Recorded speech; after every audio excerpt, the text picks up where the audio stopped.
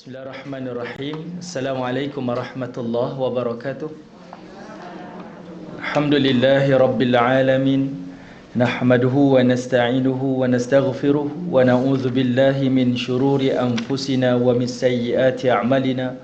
May yahdihillahu fala mudilla lahu wa may yudlil fala hadiya lahu. Asyhadu an la ilaha illallah wahdahu la syarika lah wa asyhadu anna Muhammadan abduhu wa rasuluh.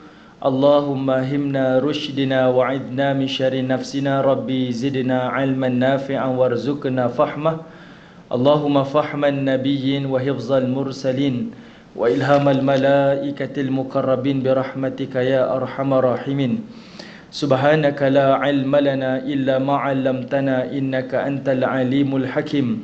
Wala haula wala quwwata illa billahil aliyyil azim. Amma ba', alhamdulillah. Pertamanya kita syukur pada Allah Subhanahu wa taala di atas kesempatan yang Allah izinkan kepada kita pada pagi ini, diberikan kita nikmat kesihatan, diberikan nikmat masa dan juga nikmat keimanan sehingga kita sampai ke halaqah ilmu ini. Mudah-mudahan Allah Ta'ala melimpahkan kebaikan, kerahmatan, ketenangan dan juga keberkatan dalam kehidupan kita. Dan mudah-mudahan jugalah Allah Ta'ala akan membimbing hati-hati kita dengan taufik dan hidayah daripadanya, seterusnya menerangi jalan-jalan kehidupan dunia ini dengan cahaya ilmu, sehinggalah kita kembali kepada Allah di negeri akhirat nanti dalam keadaan Allah meredai setiap amal soleh yang telah kita lakukan, dan Allah juga mengampuni dosa-dosa yang telah kita lakukan, insya-Allah. Amin ya rabbal alamin. Baik, tuan-tuan, puan-puan, ibu-ibu, ayah yang dirahmati Allah Subhanahu wa taala, insya-Allah untuk pagi ini perbincangan kita adalah daripada kitab Ghayatul Matlub, ataupun telah diterjemahkan sebagai kitab amalan penghapus dosa. Dan kitab ini dikarang oleh seorang ulama yang dikenali sebagai Al-Imam Ibn Dayba. Al-Imam Ibn Dayba, salah seorang ulama besar pada waktu silam dan diakui keilmuannya oleh ulama-ulama sezamannya dan ulama-ulama selepas zamannya. Jadinya tuan-tuan yang dirahmati Allah, perbincangan kita hari ini adalah berdasarkan kepada amalan-amalan yang menghapuskan dosa. Jadi kalau tuan-tuan yang dah ada kitab, terus pergi ke muka surat 33. Pergi muka surat 33. Siapa yang ada kitab terus boleh pergi ke muka surat 33. Siapa yang tak ada, tak mengapa, jangan bimbang.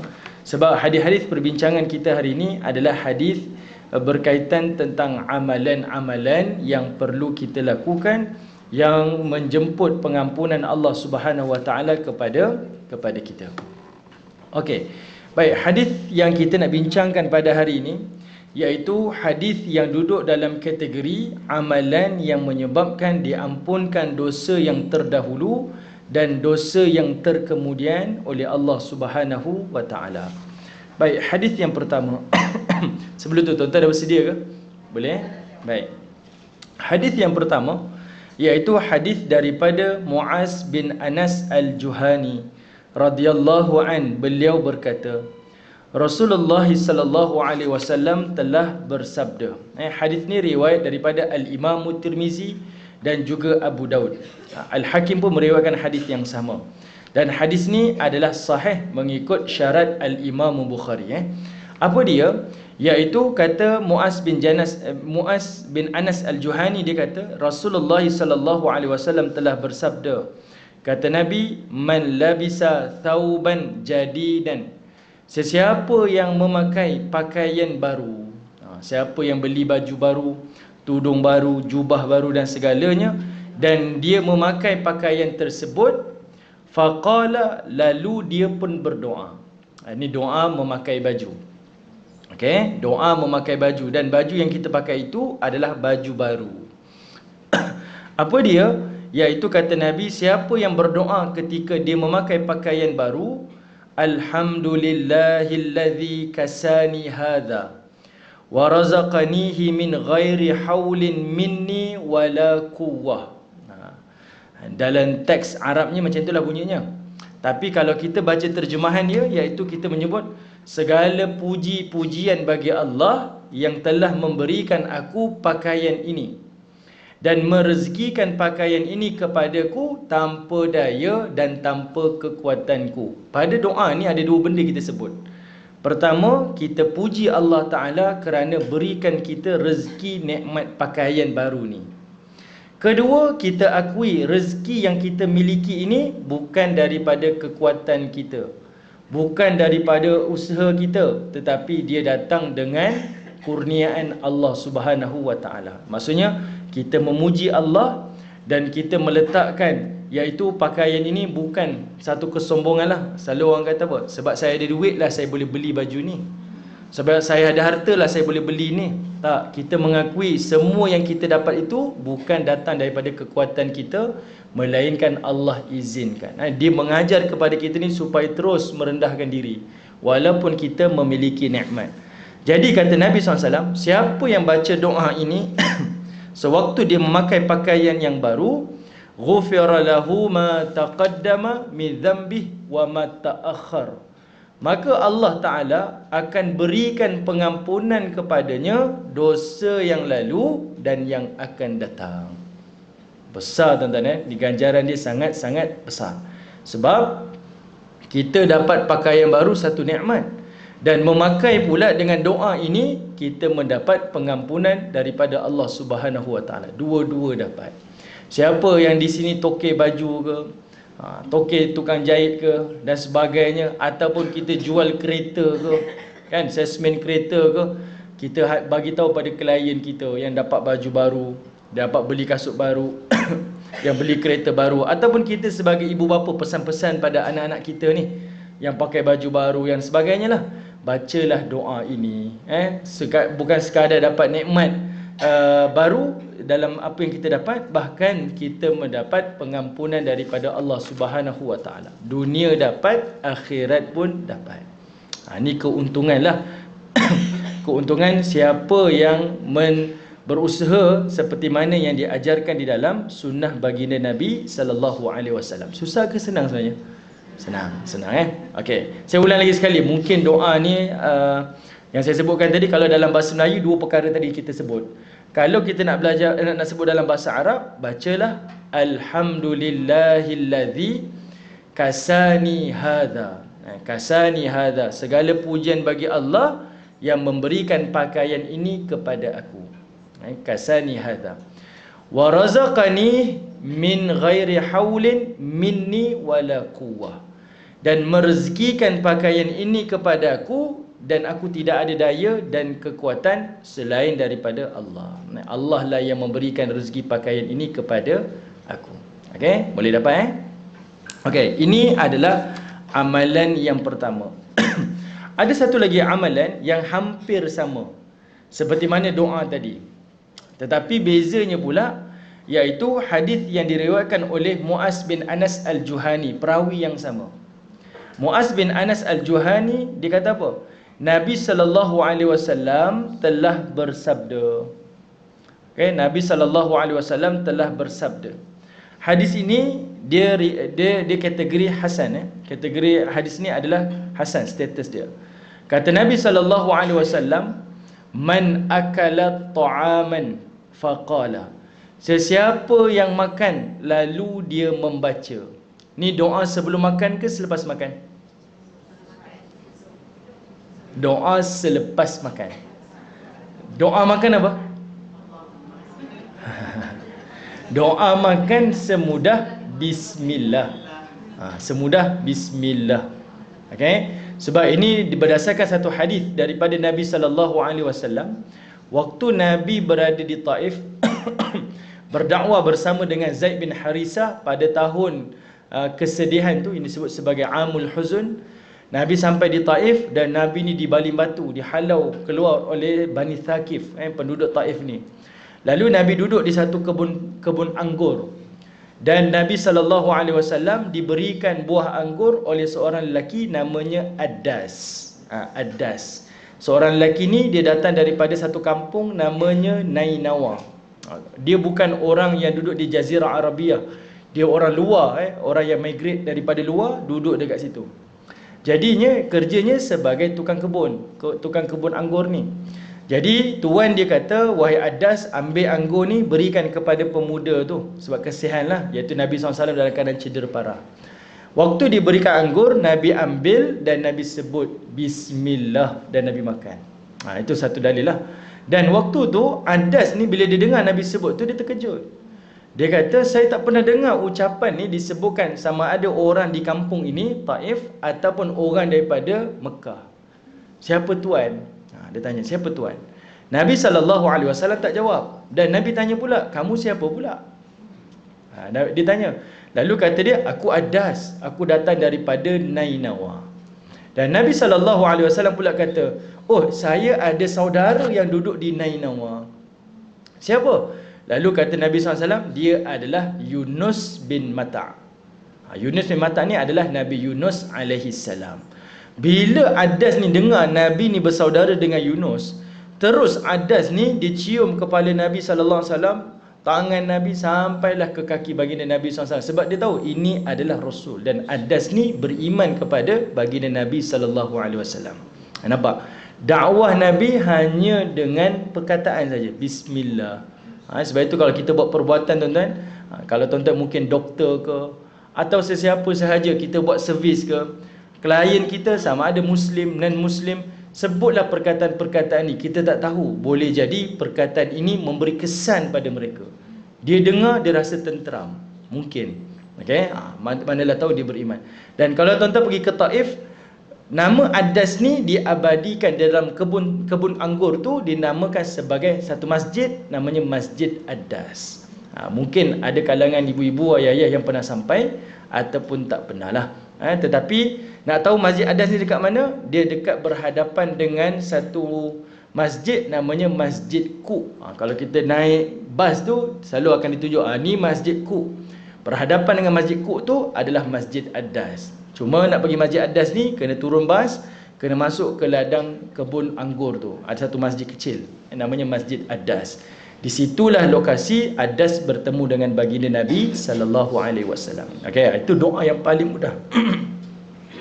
Kalau kita terlupa nak baca doa tengah makan, makan terlupa, Nabi ajar kita baca Bismillah fi awalihi wa akhirihi. Dengan nama Allah pada awal aku makan ni, dan juga pada penghujung yang aku makan.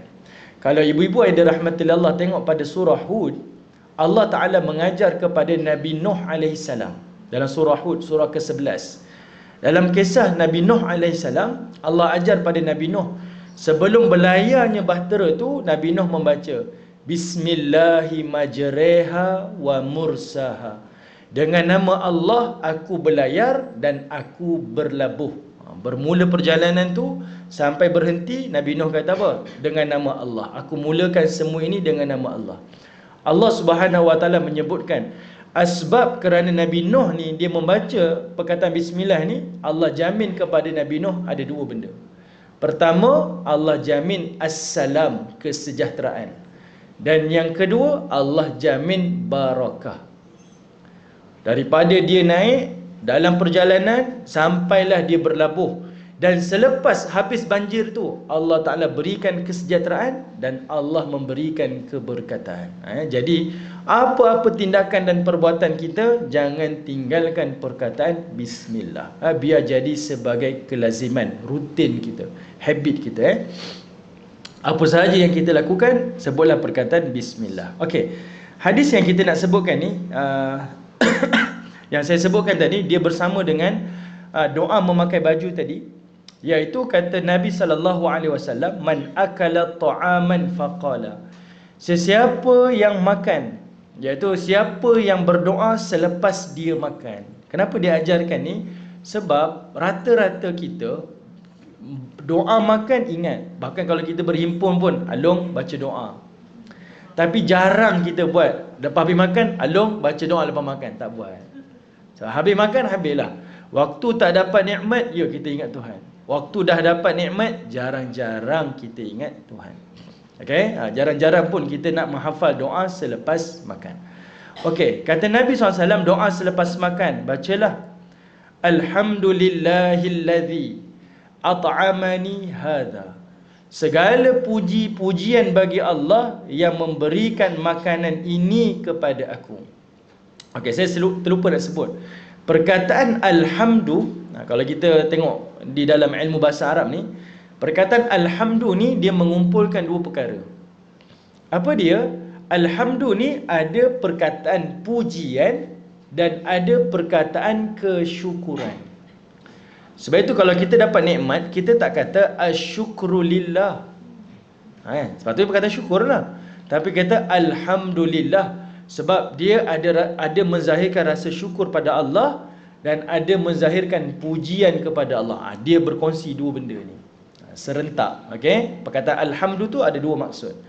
Kedua, kita diajar daripada surah Al-Fatihah pun dan sampailah ke doa-doa ni, kita sebut perkataan alhamdu ni dengan jumlah ismiyah, kata nama. Kita tak gunakan jumlah fi'liyah. Kita tak pernah kata nahmadulillah, kami memuji Allah. Kan? Kita tak gunakan verb, present tense ke, past tense ke, fi'lul madhi, fi'lul mudhari', tak.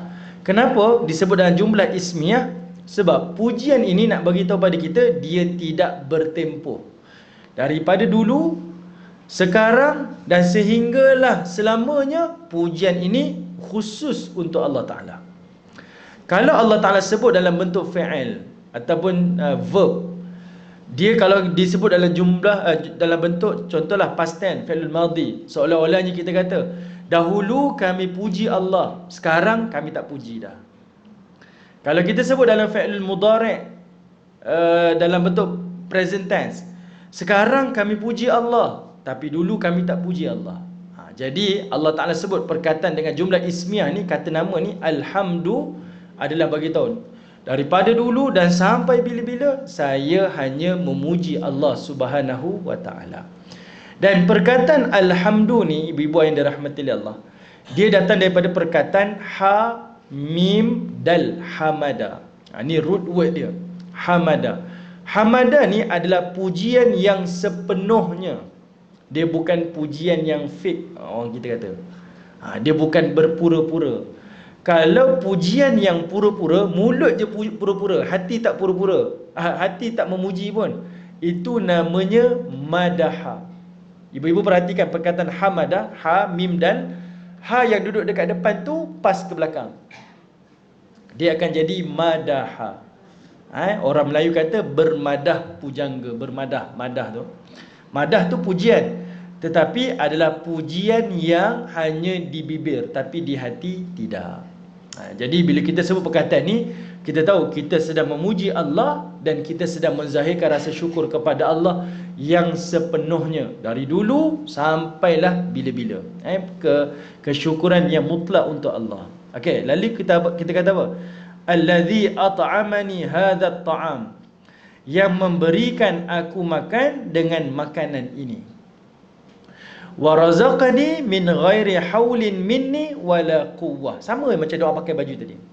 Dan Allah lah yang merezekikan makanan ini kepadaku tanpa daya dan tanpa kekuatan aku.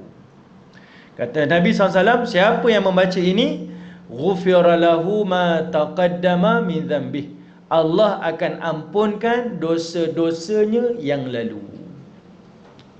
Bayangkan setiap kali makan dapat pahala macam ni. Nanti di hari akhirat Allah timbang amal kita. Kita tengok orang lain ditimbang berat amalan dia, kita ditimbang amal ringan pula amal kita. Sedangkan amal kita nampak macam sama. Bezanya apa? Setiap apa yang dia buat jadi ibadah. Dia makan, saya pun makan. Dia tidur, saya pun tidur. Dia pakai baju, saya pun pakai baju. Tapi apa yang dia buat, pakai bajunya, tidurnya, makannya, semuanya ibadah. Dan semuanya mengundang pengampunan Allah Ta'ala. Tetapi kita hanya sekadar dapat sahaja kepuasan dan kenikmatan dunia, tapi tak dapat pahala dan juga pengampunan Allah di hari akhirat. Jadi inilah antara tujuan kita berbincang hadis ini, supaya amalan-amalan, perbuatan rutin kehidupan kita ni bukan sekadar satu perbuatan sahaja, tetapi dia mengundang pahala dan mengundang pengampunan Allah Subhanahu Wa Taala. Boleh dengar suara saya? Dia macam bergema sikit. Boleh Baik. Okey, ini antaralah yang diajarkan oleh baginda Nabi sallallahu alaihi wasallam. Okey, baik. Hadis yang kedua. Okey, hadis yang kedua. Hadis ini adalah hadis yang dinilai hasan oleh Al-Munziri. Dan hadis ini adalah daripada Amirul Mukminin Abu Amru Uthman bin Affan. Uthman bin Affan riwayatkan hadis ini daripada Nabi sallallahu alaihi wasallam. Siapa Uthman? Uthman ni adalah menantu baginda Nabi sallallahu alaihi wasallam. Okey, jadi kata Uthman, beliau berkata, sami'tu Rasulullah sallallahu alaihi wasallam, aku dengar Rasulullah sallallahu alaihi wasallam telah bersabda. Apa kata Nabi? Iaitu kata Nabi, la yusbighu abdun al-wudu, dan tidaklah seseorang hamba itu yang menyempurnakan wuduknya, illa melainkan ghufira lahu ma taqaddama min dhanbihi wa ma ta'akhkhar, melainkan Allah Ta'ala akan ampunkan dosanya yang dahulu, dan Allah juga ampuni dosanya yang akan datang. Okey, wuduk yang kita ambil ni ibu-ibu yang kita ambil ni semuanya mengundang pengampunan Allah Ta'ala, mengampunkan dosa yang dahulu dan mengampunkan dosa yang akan datang. Jadi sebab itulah dalam hal untuk mendapat pengampunan ni, Allah Ta'ala maha luas pengampunan dia. Benda yang kita tak jangka dan tak sangka-sangka, rupa-rupanya perbuatan ini adalah pengampunan. Beza dekat sini adalah kita mesti lakukan semua benda ni adalah dengan ilmu. Okey, mesti lakukan dengan ilmu. Jadi hari ini kita tahu dah, dalam satu hadis ini Nabi menyebutkan siapa yang berwuduk menyempurnakan wuduknya, melainkan Allah akan berikan pengampunan kepadanya dosa yang lalu dan dosa yang akan datang. Baik, tetapi dalam hal wuduk ni dia ada syarat dia. Dia ada syarat dia untuk dapat pengampunan ni. Macam mana? Iaitu mestilah berwuduk dengan wuduk baginda Nabi sallallahu alaihi wasallam. Macam mana Nabi berwuduk, tuan-tuan? Okey, kita bawa satu hadis ni. Tengok macam mana Nabi berwuduk. Dalam satu hadis riwayat Al-Imam Bukhari dan Al-Imam Muslim, hadis sahih. Daripada Uthman bin Affan radhiyallahu an. Uthman bin Affan dicerita cara baginda Nabi sallallahu alaihi wasallam berwuduk. Kata Uthman, annahu da'a biwudu'in, beliau meminta air wuduknya, faghassala kaffaihi min ina'ihi thalatha marrat, lalu dia membasuh kedua-dua tangannya sehingga pergelangannya sebanyak 3 kali. Baik, bila kita nak cerita bab wuduk ni, kadang-kadang kita rasa Allah cerita bab wuduk je, tapi sebenarnya tuan-tuan, ibu-ibu yang dirahmati Allah, bab wuduk ni dia paling penting sekali. Okey, kenapa? Tengok dalam satu riwayat hadis daripada Aisyah, Aisyah dia kata apa? Nabi SAW kalau dia berwuduk, Nabi menggunakan airnya sebanyak 1 mud. 1 mud. 1 mud ni lebih kurang setengah botol ni. Setengah botol ni 1 mud ataupun kurang lagi. Dulu dia tak kira diukur dengan liter. Kalau air dia kira berat, sebab orang dulu timbang kan. 1 mud ni lebih kurang airnya 500 gram atau kurang. Itu 1 mud. Dan kalau Nabi SAW mandi janabah, Nabi kata Aisyah menggunakan 1 sok. 1 sok ni lebih kurang airnya 2 kilogram. Maksudnya 2 botol mineral ni lebih kurang. Macam mana guna? Sebenarnya cara mandi janabah ni dia ada kaedah dia, tapi tak bincang hari ni lah. Dia ada kaedah dia. Dan benda ni Nabi ajar. Kalau kita tahu kaedah ni, kita tahu betapa mudah sebenarnya mandi janabah. Baik, apa yang saya nak sampaikan, sebenarnya Nabi SAW mengajar kepada kita, hal wuduk ni bukan dalam hal ibadah je, tetapi adalah dalam hal kehidupan kita. Sebab Nabi nak kata apa? Dalam hal wuduk ni kita diajar untuk berjimat cermat. Artinya biar bendanya sedikit tetapi efisien. Biar bendanya sedikit tapi impaknya besar. Okey? Sebab apa? Dekat dunia hari ni ramai orang melakukan pembaziran. Pergilah mana belahan dunia kat atas muka bumi ni, sama ada negara Muslim ataupun bukan Muslim, banyak berlakunya pembaziran. Sebab itu Nabi ajar, kalau dalam hal ibadah ni, yang benda penting ni, dia ajar untuk berjimat. Dalam hal kehidupan kita ni, sepatutnya lebih lagi patut kita berjimat. Tak sepatutnya kita melakukan pembaziran. Tak sepatutnya. Okey, baik, ada satu kisah ni, saya nak buat satu kisah. Kisah ni disebutkan oleh Abu Nuaim Al-Asfahani di dalam kitab Hilyatul Awliya.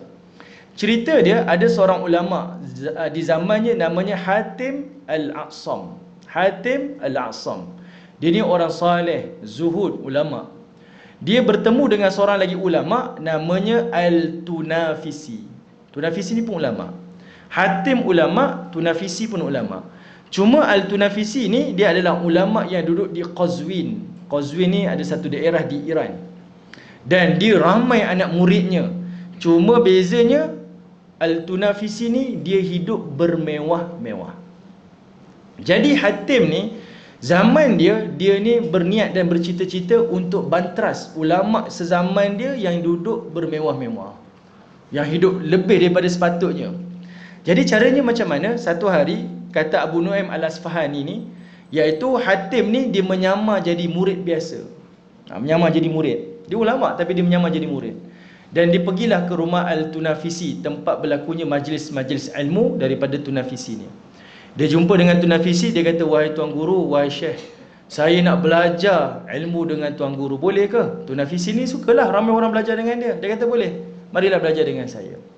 Dan kata Hatim ni, "Boleh tak ajarkan kepada saya ilmu wuduk seperti mana wuduk Rasulullah?" Tunafisi kata apa? "Boleh, boleh sangat. Benda ni paling asas lah. Semua orang maklum tuan-tuan. Apatah lagi dia seorang ulama, sudah tentulah dia mengaji hadis Nabi berkaitan dengan wuduk sifat Nabi ni. Jadi dia pun angkat wuduk seperti mana wuduk Nabi, dibasuh muka dengan sempurna, tangan sempurna, kepala sempurna, kaki pun sempurna." Lalu kata Hatim, "Boleh tak kalau saya buat praktikal?" Saya buat praktikal, tuan guru tengok, saya buat praktikal. Kalau salah, tolong tegurkan. Sengaja Hatim ni buat macam ni, sedangkan dia ulama. Lalu dia ambil wuduk. Bila dia basuh muka, dia basuh sampai 4-5 kali. Bila dia basuh tangan, dia basuh sampai lencun. Bila dia basuh kepala, dia buat semuanya berlebih-lebih. Sedangkan tadi ilmunya mudah je, basuh macam ni, basuh. Tak, dia buat lebih-lebih. Lalu Tunafisi pun kata, "Apa yang kamu buat ni salah. Kamu buat ni salah. Sebab Nabi SAW mengajarkan wuduk macam ni, macam ni, macam ni. Berwuduk ni tak boleh berlaku pembaziran begini, begini, begini." Rupa-rupanya Tunafisi telah memberi bolah tanggung pada Hatim. Hatim pun kata, "Wahai tuan guru, kalau bab wuduk pun Nabi ajar untuk kita berjimat-jimat. Ni bab ibadah ni, bab wajib dalam hidup ni.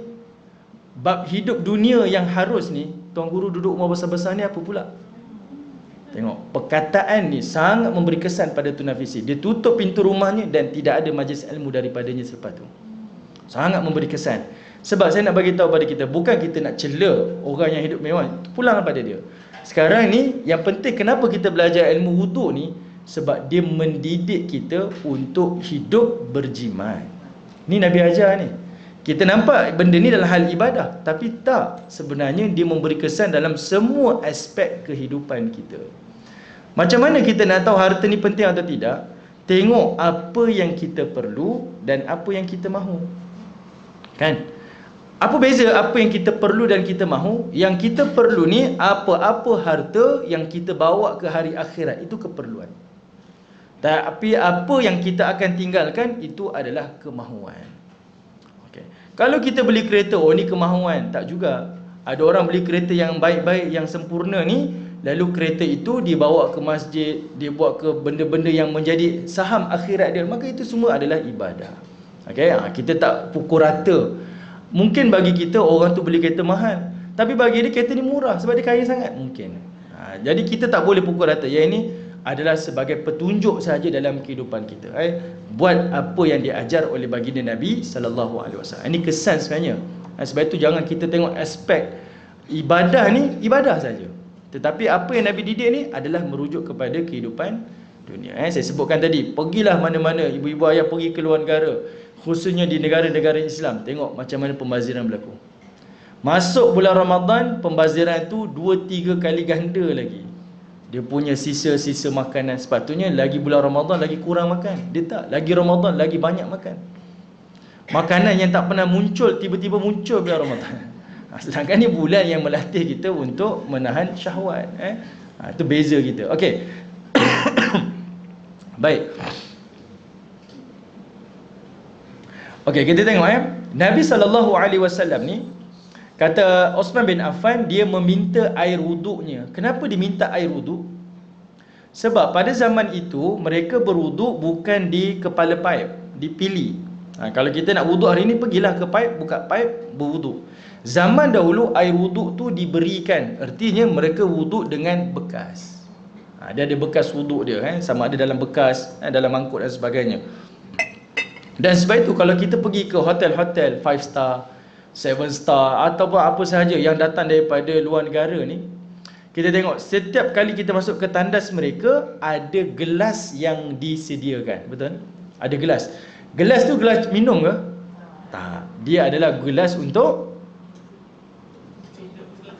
ceduk. Untuk berus gigi. Gelas untuk, kenapa dia letak bekas tu? Gelas tu sebab dia nak kawal penggunaan air ketika berus gigi. Nampak tak? Ni orang yang duduk di, yang bukan Muslim ni, praktik apa yang dipraktikkan di dalam agama ni. Okey, jadi dekat rumah kita patutnya seperti itu. Kalau tidak, kita berus gigi, paip tu buka je kan, membazir je. Lepas ni pun kita ajar anak-anak kita kalau berwuduk, kalau boleh guna bekas, supaya apa? Mengajar mereka untuk berjimat cermat. Dalam bab wuduk ni, kalau tuan-tuan tengok, pada kurun 18, 17, kurun yang datang, kita istilahkan di Eropah dulu sebagai zaman Victoria kan, mereka hidup waktu tu dalam keadaan kotor. Kita boleh tengok kenapa mereka yang duduk di Eropah ni pakai rambut palsu tu. Dia ada masalah penyakit kulit. Boleh baca dalam sejarah mereka. Kenapa dia pakai gaun kembang? Sebab dia tak ada tandas. Saya mula-mula terkejut juga. Saya baca fakta ni daripada buku sejarah. Rupanya itu benda yang berlaku. Dia tak ada tandas. Kan mereka naik kereta kuda kan tuan-tuan. Kuda ni dia akan bebankan dengan beban yang sangat berat, sehingga kuda ni mati dan terdampar je dekat kota-kota dia. Jadi busuk, jadi bangkai, dan mereka tak peduli pun. Sedangkan agama kita sejak daripada zaman Nabi SAW dah diajar bab kebersihan. Bab istinja, bab qada hajat, bab wuduk, diajar. Sebab itu umat Islam ketika itu lebih bertamadun awal daripada zaman-zaman tamadun yang lain. Ini agama kita ajar. Tapi hari ini kita mundur sebab kita tinggalkan sedikit demi sedikit apa yang diajarkan oleh agama. Okey? Okey, jadi Nabi ada bekas wuduk dia. Lalu kata Osman bin Affan, Nabi membasuh tangannya. Maksudnya apa? Bekas wuduk ni Nabi ambil dan Nabi basuh pada tangan dia. Lalu dia basuh macam ni. Okey, sampai pergelangan. Dia ambil lagi air, lalu dibasuh. Ni tujuannya apa tuan-tuan? Ini adalah sebagai higienik, kebersihan. Sunnah Nabi SAW, dia sentiasa menjaga kebersihan. Bangun tidur, salah satu daripada sunnah Nabi adalah basuh tangan. Masa sebelum makam, sunnah Nabi SAW, sunnahnya adalah membasuh tangan. Dan sebelum Nabi wuduk pun, sunnah Nabi adalah membasuh tangan. Jadi kita ajar anak-anak kita, basuh tangan sebelum makan tu, jangan ingat basuh tangan saja. Bagi tahu, basuh tangan ni juga adalah ibadah.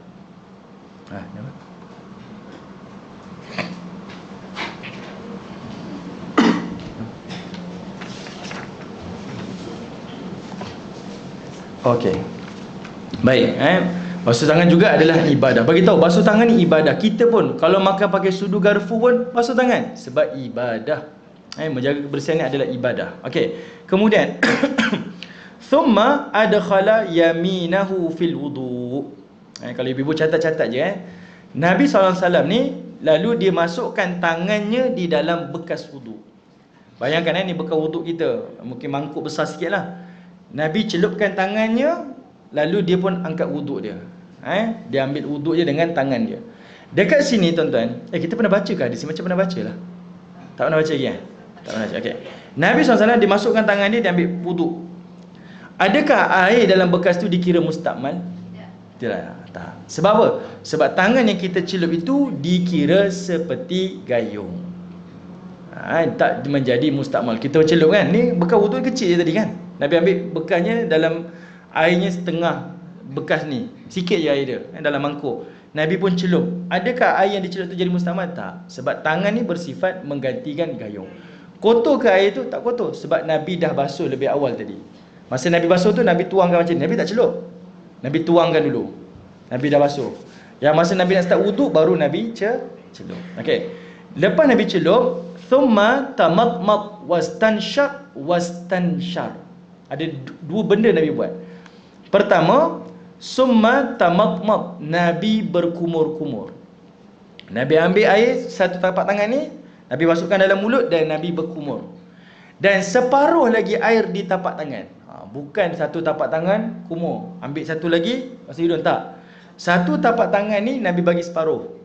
Sedikit untuk berkumur di mulut, dan sebahagian yang baki dekat tapak tangan ni wastanshar, Nabi sedut di dalam hidung, wastanshar, dan Nabi hembuskan. Itu sebab Nabi boleh buat basuhan ni cukup walaupun dengan air yang sedikit. Nampak Ini kaedah dia. Tapi boleh ke kalau saya nak buat satu celupan ni kumur, ambil satu celupan basuh hidung? Boleh. Tak ada masalah. Tapi kita tahu kadar yang kita buat itu tidak membazir. Kadar yang kita buat itu tidak membazir. Okey? Nabi kumur dan Nabi kemudian baru masuk hidung. Kenapa Nabi tak masuk hidung dulu kemudian baru kumur? Sebab kalau Nabi masuk hidung dulu, air yang dihembuskan itu akan mengalir, lalu dikumur, dan mungkin kotoran itu akan masuk ke dalam mulut. Nampak? Ini kaedah yang Nabi ajar. Punyalah bersih. Kaedah yang ditunjukkan oleh baginda Nabi sallallahu alaihi wasallam. Kumur dulu, kemudian baru masuk ke hidung. Thumma, lalu Nabi ambil satu lagi celupan. Ghassala wajhahu thalathan. Nabi pun membasuh wajahnya 3 kali. Okey, Nabi membasuh wajahnya 3 kali. Baik. Dekat sini digunakan perkataan ghassal. Kalau dalam mazhab Syafi'i tuan-tuan, perkataan ghassal ni artinya adalah basuhan. Kalau kita ambil wuduk dengan tadahan, pastikan ada air yang bertakung di tapak tangan tu. Jadi air itulah yang dibasuhkan pada wajah kita. Itu namanya ghassal. Kalau tuan-tuan pakai botol spray, tuan-tuan spray dekat tapak tangan, pastikan tuan-tuan spray itu, air itu bertakung di tapak tangan. Spray sampai bertakung. Yang bertakung itulah baru diboleh basuh pada wajah. Itu namanya ghassal. Kalau tuan-tuan spray tapi tak bertakung, air itu meleleh macam tu, tak dikira. Kalau spray ke muka, pastikan masa spray itu air itu mengalir. Itu namanya ghassal. Kita tak boleh spray, dia hanya ada percikan je, lepas tu kita gosok, tak boleh, tak sah. Itu namanya ghassal, basuhan. Okey, saya ulangi sekali. Ghassal ni ada 2 kaedah. Kalau kita tadah air dekat tapak tangan ataupun kita spray dekat tapak tangan, pastikan sampai air itu bertakung, walaupun sedikit. Yang penting dia mesti bertakung. Dia tak boleh kalau tak bertakung. Kita buat macam ni, dia tak bertakung pun, dia hanya ada percikan air sahaja, tak sah. Dia mesti bertakung. Kalau spray direct terus kepada anggota wuduk di muka semisal, pastikan kita rasa air itu mengalir. Kita spray rasa air itu mengalir, masa itulah kita boleh ratakan, sapukan pada wajah kita. Ratakan. Dan disebut perkataan wajah ini dengan perkataan wajhah. Apa wajah ni? Kan kita kata wajhiya lillazi fataras, yang berhadapan ni. Wajah ni yang menghadap ke hadapan. Maksudnya kalau saya tengok muka si fulan tu, itulah wajah dia. Kita tak tengok daripada sisi tepi, kiri, kanan, tak. Kita tengok daripada depan. Apa yang kita nampak dekat depan, ini adalah wajah. Jadi anggota basuhan ni adalah daripada rambut yang ada di hadapan, bawa sampailah ke tepi ni, dan sampailah ke bawah ni. Ini kawasan anggota wajah. Okey, kenapa kena faham macam ni? Sebab misalnya kalau ada orang yang rambutnya separuh je, atas tak ada, depan tak ada, botak depan. Contohlah dia botak depan. Adakah dia perlu basuh? Saya dahi luas sampai belakang. Perlu basuh? Tak perlulah, sebab dia faham basuhan wajah itu adalah yang di depan. Itu penting faham kan? Kalau tidak dia pun basuh sampai ke atas. Kenapa? Sebab saya dahi luas. Tak ada istilah tu. Dan kalau yang berjanggut pula, yang berjanggut macam kita yang Melayu ni banyak yang janggutnya nipis, maka perlu pastikan airnya tu diratakan. Tapi kalau janggutnya tebal, macam mana? Dia hanya sunat sahaja untuk dibasuh. Dia tak perlu sampai lencun. Dia sekadar dimasukkan sahaja. Okay, sunat. Maksudnya dia dah habis basuh muka ni, ambil air tu lalu dimasukkan janggut dia tarik dah, lepas. Dah dikira sebagai sunat sahaja. Ini penting ni bab ibadah kita. Ibadah yang kita seringkali solat setiap hari ni. Dan kita nak dapatkan pengampunan tadi kan, ganjarannya besar. Ini kaedah yang diajar oleh Nabi SAW. Dalam hadis yang kita bincang ni tuan-tuan, ada benda yang Nabi sampaikan dekat akhir tu nanti. Nanti kita akan tengok. Okey, baik. Kemudian wa yadayhi ilal mirfaqaini. Lepas dia basuh wajah dia, lalu dia membasuh tangannya sehingga ke siku sebanyak 3 kali. Maksudnya basuh muka dan basuh tangan, Nabi guna perkataan ghassal. Ghassal ni maksudnya basuhan, benda yang sama. Kalau spray pada tangan, spray tu biar sampai airnya mengalir, meleleh. Kalau spray pada tapak tangan, pastikan sampai dia bertakung, barulah boleh diratakan, digosok pada anggota muka dan juga tangan. Okey. Thumma masaha ra'sah. Tapi pada kepala Nabi tak kata ghassal. Nabi kata masaha. Masaha ni artinya sapuan. Dia berbeza kaedah dia. Pada kepala ni Nabi gunakan perkataan masaha, iaitu sapuan. Sapuan ni maksudnya apa? Iaitu sapuan nipis sahaja. Kalau tuan-tuan ambil air, dipili air di pipe, tuan-tuan tadah macam ni, tuan-tuan lepaskan. Perlu ke takung? Tak perlu takung. Kalau ghassal takung. Tapi kalau masaha, tuan-tuan ambil sikit air, lalu tuan-tuan lepaskan. Tuan-tuan dah lepaskan, lalu baru tuan-tuan sapukan kepada keseluruhan kepala. Seluruh ulama mazhab setuju basuhan kepala ni adalah keseluruhan, lelaki ataupun perempuan. Sunnahnya keseluruhan. Tapi mazhab Syafi'i kata sikit je. Itu adalah yang paling minima.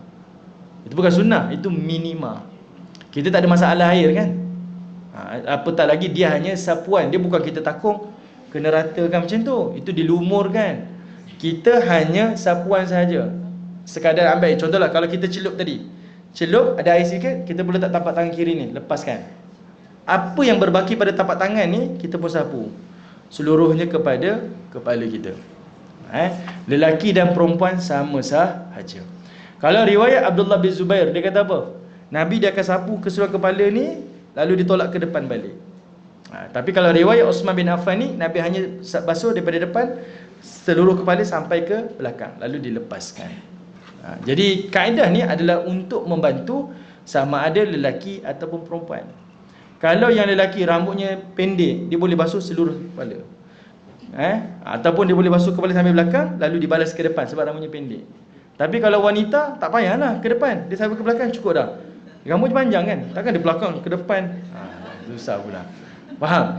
Ini kaedah di dalam hadis. Nabi tunjukkan kepada kita, ini yang diajarkan kepada kita. Beza kan? Lepas ni kita ambil wuduk dengan ilmu dah.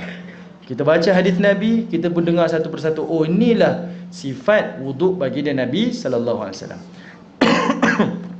Okey, kita tak bincanglah ulama-ulama mazhab yang lain. Yang kalau mazhab Imam Malik, ya, seluruh kepala ni adalah basuhan. Dia tak boleh separuh, dia mesti keseluruhan. Okey. Mazhab Abu Hanifah 1/4 saja besar tapak tangan ni. Itu kadar minima. Dalam mazhab Syafi'i sedikit sahaja. Kita basuh sikit belakang ni pun tak apa, kira sah.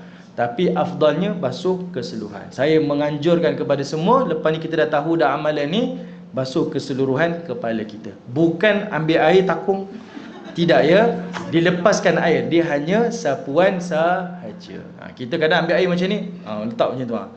Sebab tu bila pakai kopiah, bertaik lalat lah, berkuning-kuning kan. Pakai tudung jadi berbau dan sebagainya. Saya minta maaf sebut ni. Tapi sebab kaedahnya salah. Okey. Baik, kemudian thumma ghassala rijlaihi thalathan. Lalu baginda Nabi akan membasuh kakinya 3 kali. Dia basuh sampai ke buku lali lah. Yang ni tak payah disebut lah. Dan pastikan basuhan itu diratakan. Tumit-tumit tu dibasuh. Kadang-kadang kita hanya basuh atas je. Yang ditumit tapak kaki tu tidak dibasuh. Pastikan dia basuhan. Nabi guna perkataan ghassal. Ghassal ni artinya basuhan. Sama kaedah macam muka dan juga tangan tadi. Okey. Lalu sempurnalah dia punya basuhan wuduk dia. Selesai. Kata Uthman bin Affan, thumma qala, kata Uthman, Ra'aitu Rasulullah sallallahu alaihi wasallam tawaddaa nahwa wudu'i hadza. Kata Osman yang riwayatkan hadis ni, aku melihat Nabi berwuduk seperti wuduk aku ini. Dia kan tunjuk praktikal depan sahabat dia. Lalu lepas habis dia wuduk, dia kata apa? Kamu tengok aku wuduk, kamu tengok aku berwuduk ni, inilah wuduk yang aku tengok Nabi buat. Dia kata inilah wuduk yang aku tengok Nabi buat. Wa qala, dan selepas Nabi berwuduk macam Osman buat wuduk ni, praktikal dia. Lalu kata Osman, Nabi telah bersabda. Apa kata Nabi? Nabi bersabda, man tawadda'ah nahwa wudu'i hadza. Siapa yang berwuduk seperti wudukku ini, iaitu wuduk Rasulullah. Thumma shalla rak'atain. Kemudian lepas dia berwuduk, terus dia dirikan solat 2 rakaat. Solat sunat wuduk ke, solat fardu ke, ataupun apa sahaja solat sunat. Habis wuduk terus solat. La yuhaddithu fihima nafsah. Ini syarat dia. Syaratnya daripada dia wuduk sampailah dia solat itu, dia tidak berbual-bual. Dengan siapa? Dengan diri dia. Dia tak ada masa nak scroll handphone. Dia tak ada nak, tak, dia maksudnya di sini menganjurkan kepada kita, dia wuduk tu dia dah fokus dah, dia nak buat apa. Lepas wuduk, dia terus berjalan sampai ke ruangan saf dia ataupun sejadah dia, dia pun solat. Tak kisah solat sunat ke ataupun solat fardu. Apa ganjaran dia? Ghufira lahu ma taqaddama min dhanbih. Allah berikan pengampunan kepadanya dosa-dosa yang lalu. Seluruh dosa yang lalu tu Allah ampunkan. Besar kan? Besar. Cumanya inilah kaedah wuduk yang diajar oleh baginda Nabi sallallahu alaihi wasallam. Okey? Hadis yang kita bincang ni, dia buat tadi tu dapat pengampunan dosa yang lalu. Hadis yang kita sebut pada awal tadi tu, siapa yang sempurnakan wuduk macam wuduk Nabi, tidak lain dan tidak bukan, dia akan dapat pengampunan dosa yang lalu dan dosa yang akan datang. Kalau kita ambil wuduk, masa tercekupkan tangan tu, air yang basah muka tu bercik ke dalam air. Okey. Tak dikira sebagai mustakmal. Tak dikira mustakmal. Kan percikan kan? Kita ambil wuduk kan, air tu terpercik masuk dalam bekas. Mustakmal ke? Tak mustakmal. Tidak mustakmal. Okey.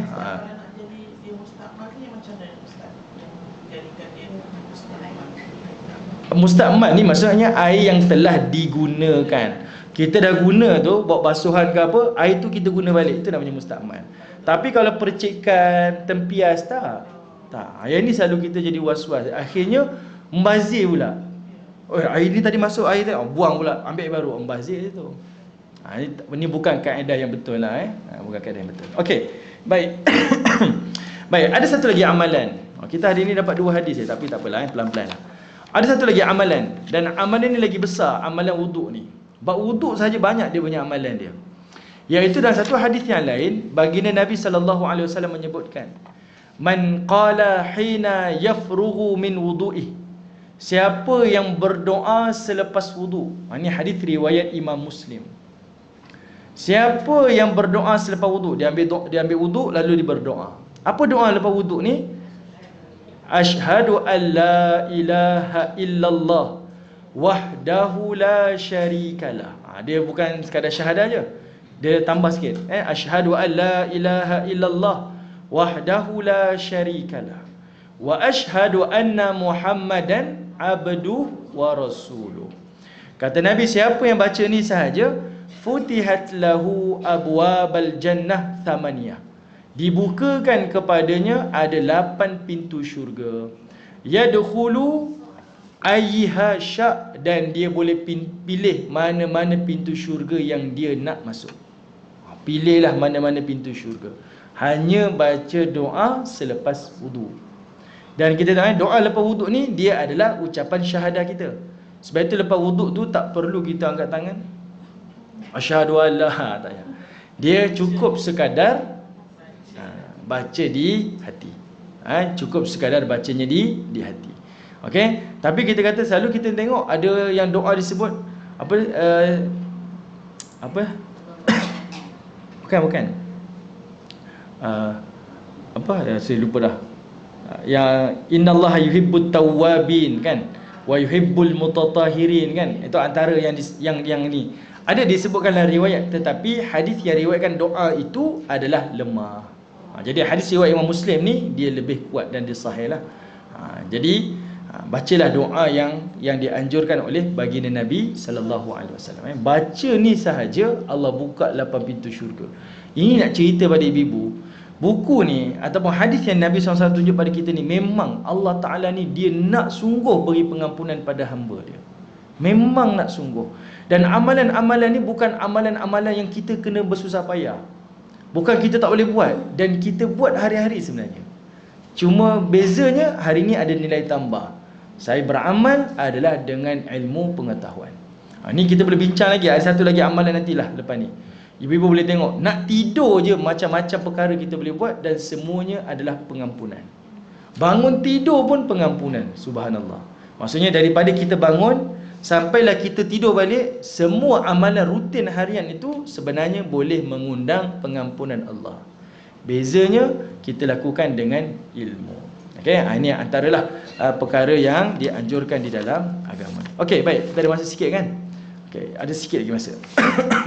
Kita tengok lagi hadis yang ketiga. Okey, hadis yang ketiga daripada Abu Hamzah Anas bin Malik radhiyallahu an, pembantu Rasulullah. Anas bin Malik ni pembantu Nabi. Nabi SAW hijrah sampai dekat Madinah. Orang-orang Ansar ni, orang Madinah, bagi macam-macam harta pada Nabi dan orang Mekah. Ummu Sulaim ada seorang wanita ni, dia jumpa dengan Nabi. Dia ni miskin. Dia kata, ya Rasulullah, saya miskin, tak ada apa harta. Tapi saya ada satu harta yang paling saya sayangi dunia akhirat, iaitu anak saya ni.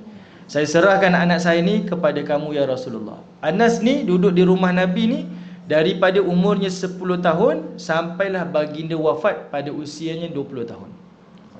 Apa yang berlaku dalam rumah Nabi, Anas tahu. Sebab dia duduk bersama dengan Nabi SAW. Datanglah asatizah ke, ustaz ke, ulama ke. Luar rumah mungkin lain, dalam rumah lain perangai dia mungkin kan. Semua orang macam tu. Tapi Nabi ni diakui dua dan dalam rumah sama sifatnya. Sebab dalam rumah dia pun ada sahabat yang tinggal bersama dengan Nabi. Okey. Jadinya waktu Anas bin Malik ni diserahkan kepada Nabi SAW, Nabi telah doakan satu doa khusus untuk Anas. Dan doa tu bolehlah kita amalkan untuk kita, untuk cucu kita, untuk anak-anak kita dan siapa sahaja. Iaitu tuan-tuan boleh google saja doa ni. Doa Anas bin Malik. Tuan-tuan search ya. Nabi doakan ada beberapa perkara. Pertama, Nabi SAW doakan dalam banyak riwayat lah. Salah satu riwayatnya Nabi kata apa? Allahumma akthir mali wa waladi. Wahai Allah, banyakkanlah hartanya dan juga zuriatnya. Wa wasi' fid dari, dan kau luaskanlah rumah tangganya. Wa barik li fi ma a'taitani, dan kau berkatilah rezeki yang kau kurniakan kepadanya. Wa ahsin amali, dan perbaikilah amalannya. Faghfirli, dan ampunkanlah dosa. Okey. Dalam doa ni tuan-tuan, dalam doa yang lain pula Nabi minta biarlah umur Anas bin Malik ni panjang, dipanjangkan umurnya, diberikan harta yang banyak, diberikan zuriat yang banyak. Saya nak kata apa? Anas bin Malik ni bila Nabi wafat dia hijrah. Dia pindah duduk di Basrah dan dia mengusahakan kebun tamar. Dan berkat doa Nabi ni dia menjadi orang yang paling kaya raya. Paling kaya raya, memang banyak harta dia. Dan dia adalah sahabat yang paling akhir wafat. Kalau orang tanya pada kita, siapa sahabat yang paling akhir wafat? Namanya Anas bin Malik. Ni berkat doa Nabi baca daripada dia tu, umurnya panjang. Umur dia meninggal dunia pada umurnya pada tahun 94 Hijrah. 94 Hijrah. Lebih kurang dalam 100 tahun lebih umur dia. Ada setengah riwayat kata anak dia, termasuk mungkin cucu dia mungkin waktu dia meninggal dunia tu melebihi 100 orang lebih. Ramai anak dia. Memang Allah beri kekayaan, beri umur panjang, beri generasi anak-anak yang ramai. Memang ini berkat doa Nabi SAW. Sebab itu doa ni dianjur untuk kita baca. Tapi menarik doa ni ibu-ibu yang dirahmati Allah. Tengok Nabi ajar apa tadi? Minta umur panjang, minta banyak harta, minta anak ramai, minta luaskan rumah tangga. Luaskan rumah tangga ni maksudnya turun keharmonian, kelapangan. Biar rumah kecil tapi hati lapang. Jangan rumah luas tapi tak lapang, tak senang hati kita. Nabi kata wa wasi'li fid dari, luaskanlah rumah tangga ni, turun kesefahaman, kebahagiaan, keharmonian. Semua yang Nabi ajar, yang kita minta ni, apa benda ni? Semuanya ini adalah urusan dunia, betul? Tuan-tuan minta harta, dunia kan? Tuan-tuan minta umur panjang, dunia. Tuan-tuan minta apa lagi? Anak-anak, dunia. Tuan-tuan minta keharmonian rumah tangga, dunia. Ini menunjukkan kepada kita, minta urusan dunia ni perkara yang diharuskan, tak dilarang pun, diharuskan. Sebab Nabi pun minta benda yang sama. Tetapi Nabi ajar dalam seni berdoa ni, waktu minta benda-benda ni, jangan lupa minta keberkatan. Sebab itu Nabi sebut tadi, wa barikli fi ma a'taitani, iaitu berkatilah rezeki yang diberikan. Kalau minta umur panjang, ya Allah beri saya umur panjang, biar umur yang berkat. Sebab ramai orang lagi tua lagi gatal kan. Tak mahal. Saya nak cakap memang ada orang macam tu kan. Dia lagi macam tu. Lagi dia tua lagi miang. Kita tak nak. Sebab biar umur yang panjang ni umur yang berkat. Bukan makin lara dengan urusan-urusan dia. Lagi kita tengok lagi tua lagi tak sedar pula dia. Kalau diberikan harta, biar harta yang berkat. Lagi kaya, lagi tawaduk dia. Lagi kaya, lagi banyak dia bersedekah, berinfak. Bukan lagi kaya, lagi zalim. Ada orang lagi dia ada harta, lagi jahat dia. Okay? Diberikan ke pekerjaan, biar pekerjaan yang berkat, pekerjaan yang menjadikan dia lebih baik lagi. Diberikan apa saja, anak-anak, biar anak yang berkat. Jadi apa saja yang ibu-ibu ayah minta dalam hidup ni, dalam urusan dunia ni, jangan lupa sebut perkataan berkat. Biar umur berkat, umur tu dalam ketaatan. Harta berkat, harta membawa ketaatan. Anak-anak berkat, anak-anak bawa ketaatan. Pekerjaan berkat, pekerjaan yang bawa ketaatan. Apa saja, jangan tinggal perkataan berkat. Sebab itu Nabi minta. Dan minta juga supaya kita sentiasa perbaiki amal-amal kita setiap waktu. Dan ampunilah dosa-dosa kita. Okay? Baik, itu doa yang daripada Anas bin Malik lah, yang Nabi doakan untuk dia. Okey, jadi kata Nabi SAW, kata Anas, Nabi bersabda, ma min abdain mutahabbaini fillah, tidaklah dua orang hamba yang berkasih sayang kerana Allah, yastaqbilu ahaduhuma sahibah, salah seorangnya menerima kunjungan sahabat seorang yang lain, fayusafihu, lalu dia berjabat tangan, bersalaman, wa yusalliyani 'ala nabi sallallahu alaihi wasallam, sambil dia bersalaman tu dia pun berselawat, Allahumma salli ala sayyidina Muhammad. Ini kita selalu buat kan, Allahumma salli ala Muhammad. Illa lam yatafarraqa hatta yughfara dhunubuhuma ma taqaddama minha wa ma ta'akhkhar, melainkan tidak akan terpisahnya mereka ini sehinggalah Allah mengampunkan dosa-dosanya yang lalu dan dosa-dosanya yang akan datang. Hadis ni kategorinya dhaif, lemah. Walaupun dia lemah, tetapi boleh beramal sebab dia fadail amal. Okey. Ulama hadis pun dalam hal berkaitan tentang amalan ni dia ada kelonggaran. Hadis-hadis bersifat lemah boleh dipraktikkan. Boleh jadilah inilah hadis yang pernah sampai ke Nusantara pada zaman dahulu, yang diajarkan oleh ulama-ulama silam, sebab itu menjadi budaya pada waktu kita ni. Asal bersalamannya Allahumma salli ala Muhammad, Allahumma salli ala Muhammad. Okey, itu antaranya lah. Tapi kita tak nafikan sebenarnya dua orang saudara yang dia bersaudara kerana Allah, bertemu kerana Allah dan berpisah pun kerana Allah, dia dapat satu ganjaran. Apa dia? Iaitu dia akan duduk di bawah naungan Allah di yaumul mahsyar. Ini hadis sahih kan? Ada 7 golongan yang akan duduk di bawah naungan Allah di hari akhirat. Salah seorangnya, dua orang bersaudara yang bersaudara kerana Allah, bertemu kerana Allah, berpisah pun kerana Allah. Maksudnya apa tuan-tuan? Waktu dia berkawan, waktu dia bertamu di rumah kawannya, dia jumpa macam orang buta, dan dia berpisah macam orang bisu. Dia tak cari keaiban dan kesilapan kawan dia, saudara dia. Buta kan mata dia, tak ada apa-apa. Yang saya nampak baik saja. Yang jahat-jahat, yang buruk-buruk tak ada. Ini barunya bertemu kerana Allah, pisah kerana Allah. Dan waktu dia berpisah tu macam orang bisu, tak ada apa benda disebut pun, melainkan yang disebut semua kebaikan-kebaikan kawan dan saudara dia. Benda ni paling payah, tapi ganjaran dia besar. Okey, iaitu Allah Ta'ala akan berikan naungan pada seseorang di hari akhirat. Sekali kita bersaudara, selamanya kita kena jaga rahsia keaiban saudara kita. Benda ni paling susah. Tapi kalau kita mampu buat, insya-Allah ganjarannya sangat luas. Okey, baik, saya berhenti dekat hadis yang ketiga ni, ibu-ibu yang dirahmati Allah. Insya-Allah kita jumpa lagi kalau ada rezeki, kalau ada ganti. Saya ni ganti je ni. Kita akan jumpa lagi, iaitu pada akan datang hadis yang keempat. Assalamualaikum warahmatullahi wabarakatuh. Saya ada satu doa yang dipisah sekejap.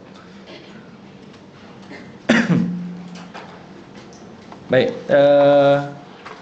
ada satu nota. Waalaikumsalam warahmatullahi. Mohon doakan saudara kita Zamri bin Said akan menjalani pembedahan brain, apa ni, saya tak pandai sebut ni, pada esok hari. Okey, kita doakanlah semoga pembedahan dia Allah Ta'ala jadikan kejayaan, kesembuhan, dia angkat beban dan kesusahannya, dan Allah berikan kekuatan pada keluarganya lah, insya-Allah. Dan kita doakanlah hajat-hajat kita dimudahkan urusan dan diperkenankan oleh Allah Ta'ala. Bismillahirrahmanirrahim. Alhamdulillahi rabbil alamin. Hamdan hamidin, hamdan yuafi ni'amahu wa yukafi mazidah. Ya Rabbana lakal hamdu kama yanbaghi lil jalali wajhika wa 'azimi sultanik. Allahumma ighfir lana dhunubana wa liwalidina warhamhum kama rabbawna sighara, wal jamil muslimin wal muslimat wal mu'minin wal mu'minat al ahya'i minhum wal amwat.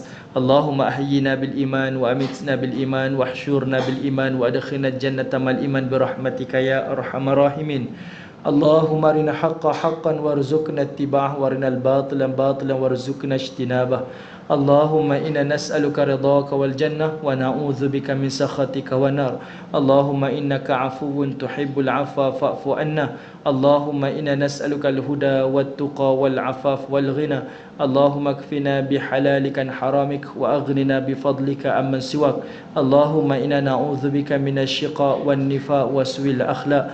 Rabbana hab lana min azwajina wa zurriyyatina qurrata a'yun waj'alna lil muttaqina imama. Rabbana atina fid dunya hasanah wa fil akhirati hasanah wa qina adzaban nar. Sallallahu ala sayyidina Muhammad wa ala alihi wa sahbihi wa baraka wa sallam. Subhana rabbika rabbil izzati amma yasifun. Wassalamun alal mursalin walhamdulillahi rabbil alamin. Taqabbalallahu minna.